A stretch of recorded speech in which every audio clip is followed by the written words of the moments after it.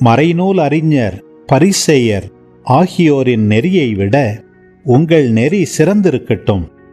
இல்லையெனில் நீங்கள் விண்ணரசுக்குள் புக முடியாது என உங்களுக்கு சொல்லுகிறேன்.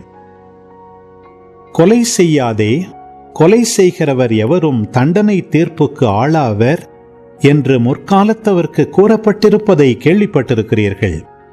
ஆனால் நான் உங்களுக்கு சொல்லுகிறேன், தம் சகோதரர் சகோதரிகளிடம் சினங்கொள்கிறவர் தண்டனை தீர்ப்புக்கு ஆளாவார்.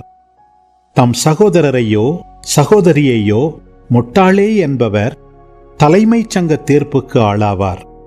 அறிவிலியே என்பவர் எரிநரகத்துக்கு ஆளாவார். ஆகையால் நீங்கள் உங்கள் காணிக்கையை பலிபீடத்தில் செலுத்த வரும்பொழுது உங்கள் சகோதரர் சகோதரிகள் எவருக்கும் உங்கள் மேல் ஏதோ மனத்தாங்கல் உண்டென அங்கே நினைவுற்றால், அங்கேயே பலிபீடத்தின் முன் உங்கள் காணிக்கையை வைத்துவிட்டு போய் முதலில் அவரிடம் நல்லுறவு ஏற்படுத்திக் கொள்ளுங்கள்.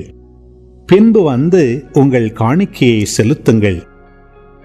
உங்கள் எதிரி உங்களை நீதிமன்றத்துக்கு கூட்டிச் செல்லும் போது வழியிலேயே அவருடன் விரைவாக உடன்பாடு செய்து கொள்ளுங்கள்.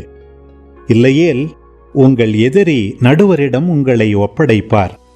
நடுவர் காவலரிடம் ஒப்படைக்க நீங்கள் சிறையில் அடைக்கப்படுவீர்கள். கடைசி காசு வரை திருப்பிச் செலுத்தாமல் அங்கிருந்து வெளியேற மாட்டீர்கள் என உறுதியாக உங்களுக்கு சொல்லுகிறேன்.